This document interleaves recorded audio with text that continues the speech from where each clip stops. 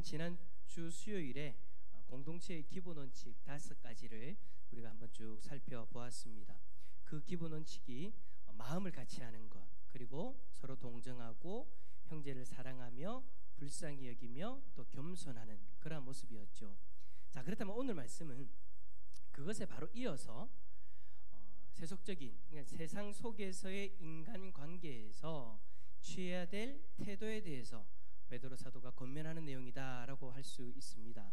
근데 여러분들이 8절을 읽고 또 9절을 읽으면 어떤 분들은 이 제목에 대해서 동의하지 않을 수도 있을 거예요.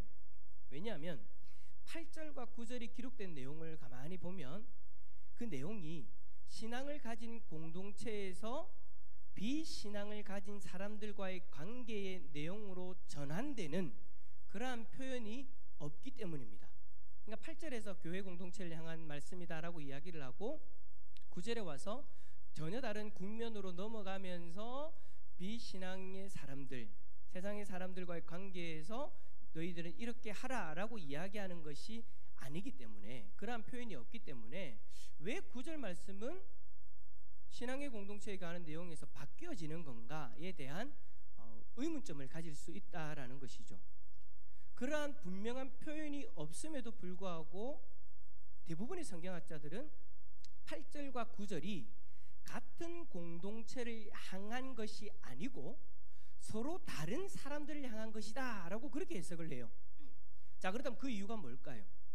그 이유는 8절과 9절의 그 권면의 내용이 완전히 다르기 때문입니다. 8절은 공동체원들이 마음을 같이하고 동정하며 사랑하며 불쌍히 여기는 마음, 그러니까 공동체에 있어서 긍정적인 모습을 이야기하면서 이렇게 해야 된다라고 그렇게 원칙을 이야기해 준 것이었는데 9절 이후에는 어떻게 되냐면 악을 행하는 자들을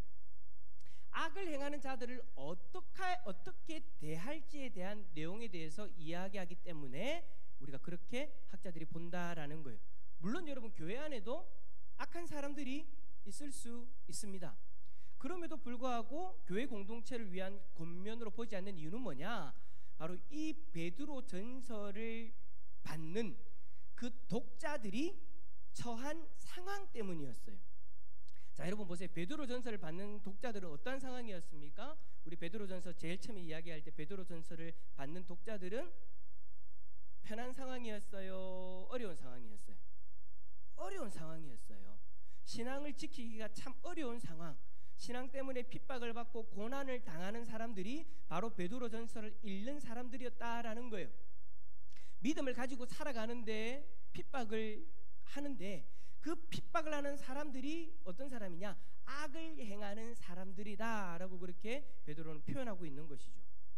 베드로 사도는 초대교회 성도들을 핍박하는 그 악한 사람들을 너희들이 어떻게 대해야 되는가에 대해서 권면하고 있다라는 것입니다. 자, 그러면 핍박하는 그 악한 사람들 어떻게 대해야 될까요?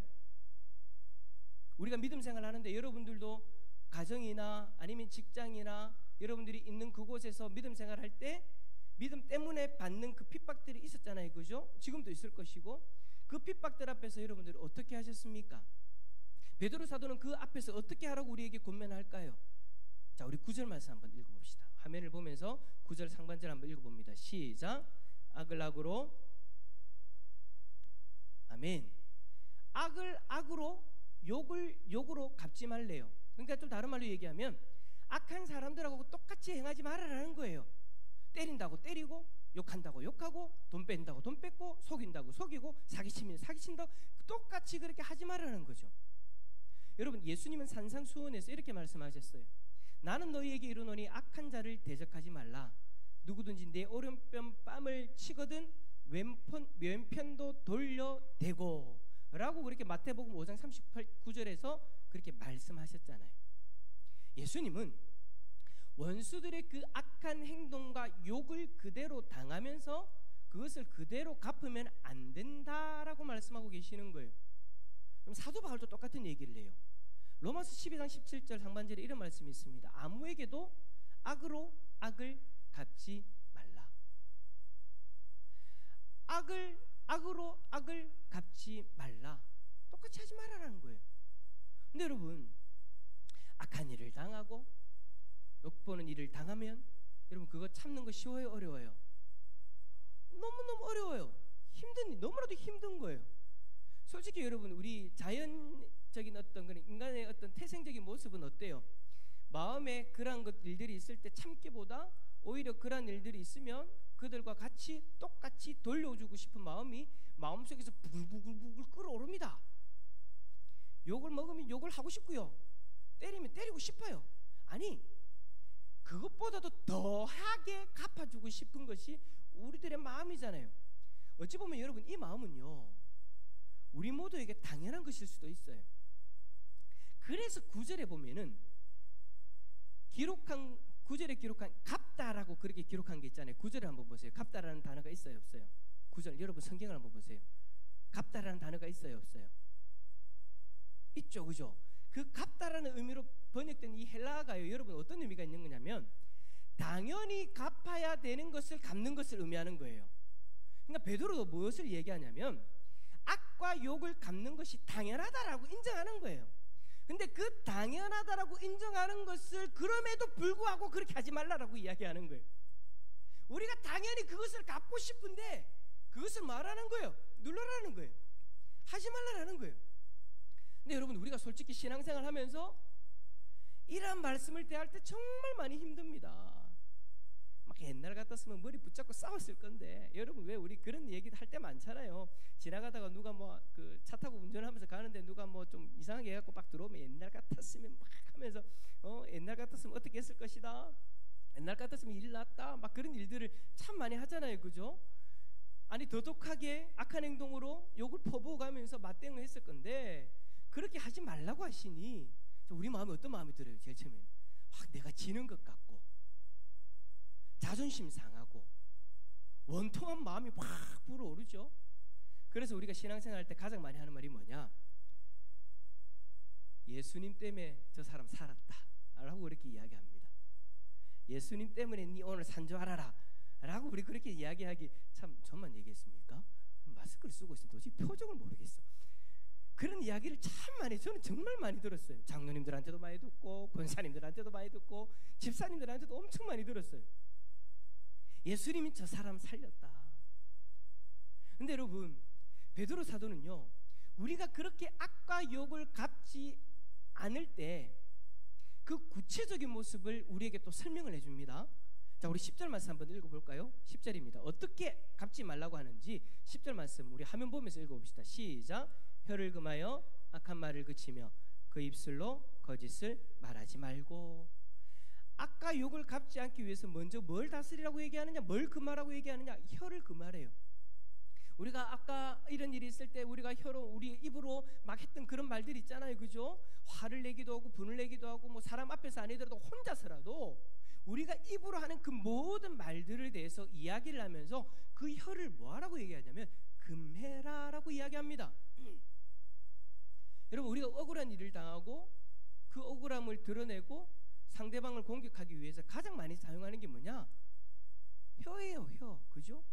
혀를 통해서 악한 말을 내뱉고 상대방에 대해서 비방을 하면서 심지어 어떻게 하냐면 나를 정당화하기 위해서 거짓말을 하기도 해요. 그래서 베드로 사도는 우리가 제일 먼저 해야 될 일을 혀를 다스려야 된다라고 그렇게 이야기하는 거예요. 하지만 여러분, 야고보서는요 3장 8절에 이렇게 이야기합니다. 능히 혀를 길들일 사람이 없다. 이 혀가 내 마음대로 된다는 겁니까? 안 된다는 겁니까? 안 된다라는 거예요. 그렇다고 해서 여러분, 우리가 혀를 가만히 두면 되나요? 안 되죠. 왜냐? 똑같은 야고보서 3장 8절 말씀에 이런 말이 있어요. 혀는 그 안에 죽이는 독이 가득하다.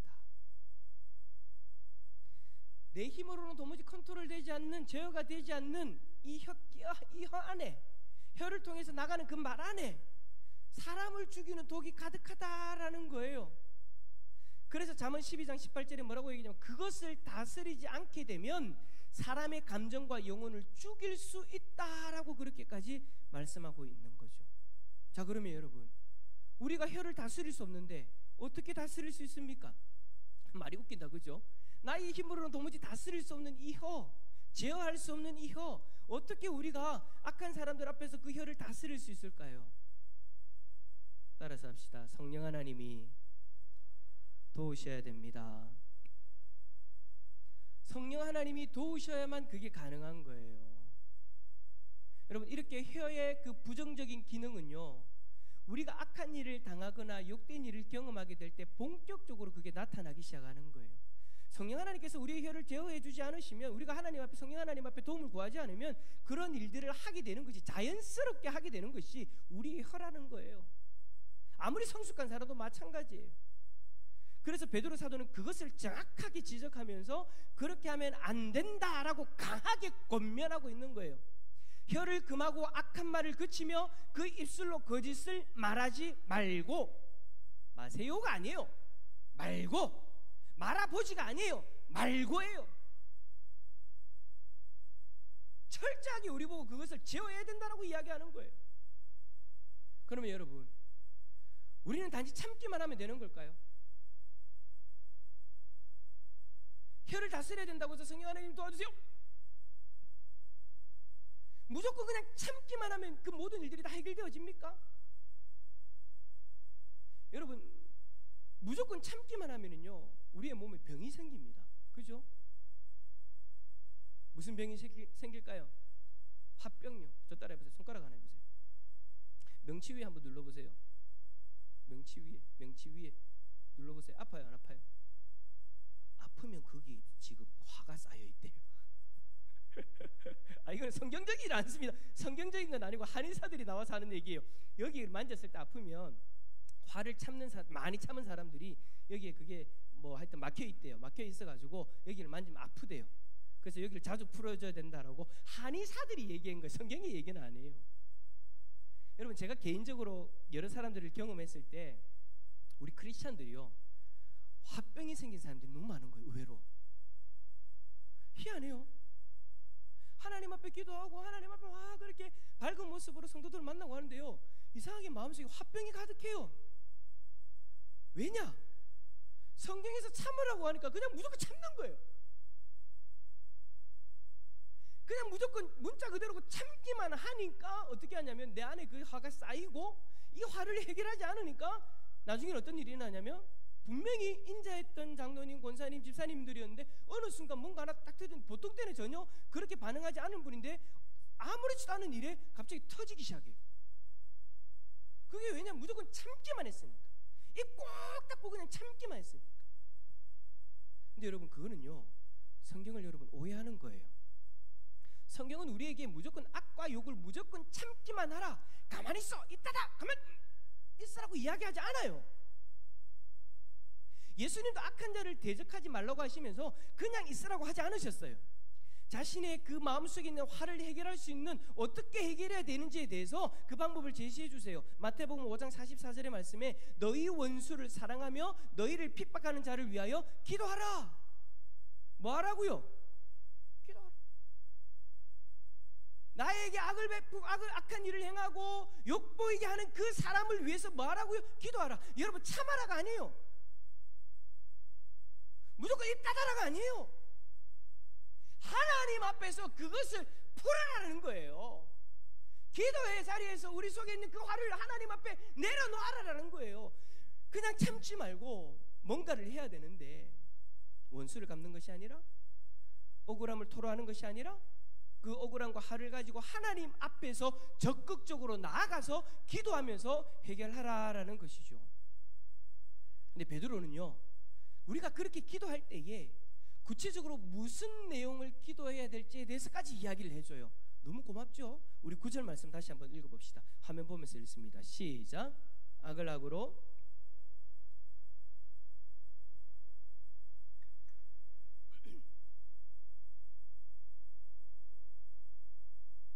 아멘. 자, 기도할 때 베드로 사도는 핍박하는 이들을 위해서 뭘 빌라고요? 복을 빌으래요.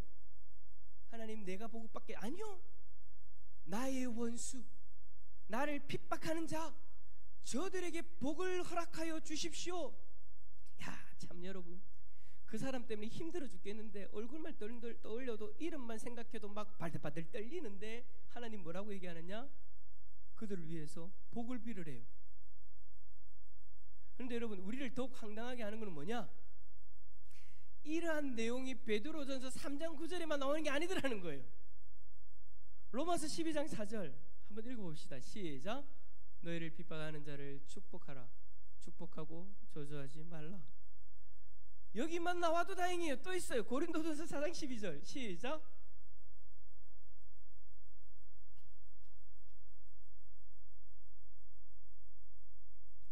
억울하고 화가 치밀어 오르는데 성경을 읽을 때마다, 펼칠 때마다, 말씀을 들을 때마다 하는 얘기가 뭐냐면, 욕하는 자들을 향해서 축복하라, 핍박하는 자들을 향해서 축복하라.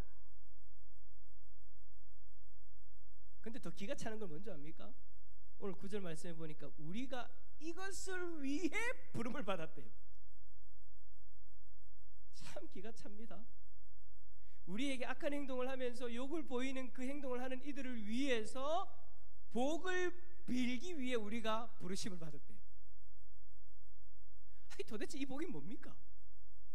아니 생각만 해도 부들부들 떨리고 화가 치밀은데, 잠도 안 오고 밥도 못 먹겠는데, 도대체 이 사람의 복, 무슨 이 복이 도대체 뭐길래 내가 그 사람을 위해서 그 복을 빌기 위해 내가 부르심을 받았다니요. 이 복이 도대체 뭐예요? 이 복은요 다른 거 아니에요. 여러분, 돈 잘 벌게 해주세요, 하는 일 잘 되게 해주세요, 아니요. 그 복은요 영적인 구원의 복을 이야기하는 겁니다. 우리는 우리에게 악한 행동을 하는 이들이 구원받지 못하고 지옥으로 가게 해주세요 라고 기도하는 것이 아니라, 저들이 구원받을 수 있도록 하나님 은혜를 내려주세요 라고 기도해야 된다라는 거예요. 저들이 악한 행동을 하는 이유가 뭘까요? 저들이 왜 악을 행하고 욕을 퍼붓는 걸까요? 그 이유는 아직까지 저들이 예수 그리스도를 만나지 못했기 때문인 거예요. 하나님이 왜 우리로 하여금 그들을 만나게 하셨는가? 왜 우리로 하여금 그들로 인하여 핍박을 받게 하시는가? 그들이 아직까지 예수 그리스도를 모르니 그들이 예수 그리스도를 믿을 수 있도록, 기도하는 자리에 설 수 있도록 우리를 부르셨다라는 거예요. 그러니 여러분, 우리는요 저들을 위해 불쌍히 여기면서 부들부들 떨리고 화가 치밀어 오르지만 저들을 불쌍히 여기는 마음을 달라고 기도하면서 하나님 저들을 구원해 달라고 기도하는 자리에 서야 될 줄 믿습니다. 하나님이 저들을 불쌍히 여겨주시고 저들을 구원해 달라고. 그래서 더 이상 그리스도인들 핍박하지 않고 나를 핍박하지 않고 함께 손을 잡고 이 복된 길을 걸어갈 수 있도록 하나님 앞에 기도해야 될 줄 믿습니다. 그런데 이렇게 핍박을 받는 우리에게 성경은 축복의 기도에서 한 발자국 더 나아갈 것을 요구합니다. 11절 말씀 한번 읽어봅시다. 11절입니다. 시작.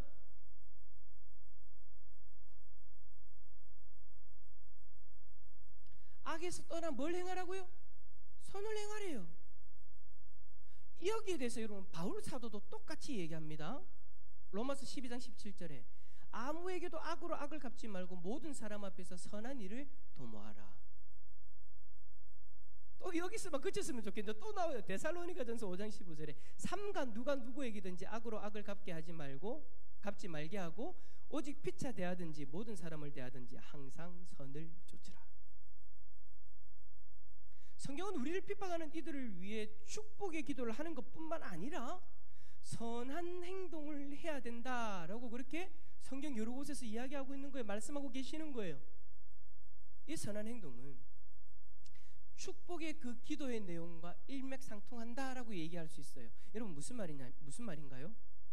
핍박하는 이들의 구원을 위해 기도했다면 이제는 저들을 구원하기 위해서 복음을 전하는 선한 행동을 실제적으로 구체적으로 행동해야 된다라는 거예요. 축복 기도하는 것 오케이, 내가 미워 죽겠는데 생각하면 할수록 뭐 밥도 못 먹겠고 잠도 못 자겠는데 그래 말씀에서 하라고 하니까 기도 한번 해보자. 기도는 할 수 있잖아요. 근데 그 사람 앞에 가서 복음을 전하래요. 이거 솔직히 좀 너무 무리한 요구 아닙니까? 솔직히 원수 같은 사람 앞에 서면은요, 여러분은 어떻게 행하시나요? 원수 같은 사람 앞에 서보신 적 있으십니까? 미워 죽겠는 사람, 한 대 때리고 싶은 사람, 욕하고 싶은 사람, 그 사람 앞에 서면은요, 우리 아마 대부분이 그럴 거예요. 벌써 얼굴에서부터 표가 날 거예요. 실룩실룩거리기 시작할 거고요. 땀이 쭉 나기 시작할 거고 얼굴도 제대로 쳐다보지 못할 거예요. 눈도 제대로 마주치지 못할 거예요. 근데 그 사람 앞에서 말하고요, 복음을 전하라는 거예요. 한편으로는 너무 무리한 요구처럼 느껴져요. 근데 여러분, 놀라운 거는요, 이 무리한 요구에 우리가 순종하면요, 놀라운 일이 일어난대요. 자, 마지막입니다. 12절 말씀 한번 읽어봅시다. 12절 시작. 주의 눈은 의인을 향하시고 그의 귀는 의인의 간구에 귀 기울이시되 주의 얼굴은 악행하는 자들을 대하시느니라 하였느니라. 아멘. 우리를 핍박하는 자를 위해 복을 빌고 그 어려운 선한 행동을 하는 것 너무 힘들지만, 그런데 그 힘든 일에 순종하면 주님의 눈이 여러분들을 향하신대요. 그리고 주님의 귀가 여러분의 간구에 기울이시기 시작하신답니다. 솔직히 저는요, 하나님의 사람이라면, 하나님을 믿는 사람이라면 이것보다 큰 복은 없다고 봐요. 물론 천국이란 큰 복 다음으로 우리가 이 땅에서 살아갈 때에 우리를 사랑하시고 우리의 삶을 주관하시는 그 하나님이 나에게서 항상 눈을 떼지 못하시고, 내가 간구할 때마다 하나님이 다 귀를 듣고, 여러분, 듣는다는 것은 들어주신다는 거잖아요. 그렇게 귀를 기울이고 계신다? 여러분, 하나님의 백성이라면 이걸로 다 만족되어지는 거 아닙니까? 위로가 되어지는 것 아닙니까? 만약에 우리가 하나님의 백성이 아니라면, 세상을 추구하면서 살아가는 사람이라면 이 일은 아무것도 위로가 되지 않을 거예요. 아무런 위로가 되지 않을 거예요. 하지만 하나님의 백성으로서 하나님의 관심을 받고 하나님의 주목을 받아서 하나님이 보시고 들으시고 지켜주신다면 우리는 그 모든 것으로 다 오케이입니다. 나 혼자 오케이입니까? 오케이십니까? 오케이 맞아요? 저 혼자 막 흥분하고, 저는 오늘 이 말씀을 준비하면서 와, 정말 힘든데 이걸 어떻게 하지 했는데 12절에 보니까 하나님이 이렇게 해주시는구나, 이거면 된다. 내가 그 원수 앞에 서 있을 때 무너질 것 같고 쓰러질 것 같은데 하나님이 지금 나를 보시고 나의 입술의 그 고백을 들으시고 나를 지켜주신다. 못할 게 뭐가 있겠어요? 그거 하나 순종하면 하나님 내 인생 가운데 그런 복을 주신다는데, 나와 동행해 주시고 나를 붙들어 주신다는데, 그거면 여러분 오케이죠. 사랑하는 성도 여러분, 힘들어도 여러분을 핍박하는 이들이 구원의 복을 받도록 기도할 수 있기를 바랍니다. 힘들어도 여러분을 핍박하는 이들을 구원하기 위해 전도해 보시길 바랍니다. 그러면 주님의 눈이 여러분에게 향하실 거예요. 주님의 귀가 여러분의 간구에 기울이시는 그런 놀라운 복을 누리게 될 줄 믿습니다. 뿐만 아니라 여러분, 12절 마지막에 있는 것처럼 주님의 얼굴이요, 여러분에게 악행하는 자들을 대하고 계실 겁니다. 무슨 말이에요? 딱 지켜본단 말이에요. 다 하나님이 지켜보신단 말이에요. 누구에게? 나에게 악을 행하는 사람에게. 이 놀라운 은혜를 누리시는 하나님의 백성들이 다 될 수 있기를 예수 그리스도 이름으로 축원합니다.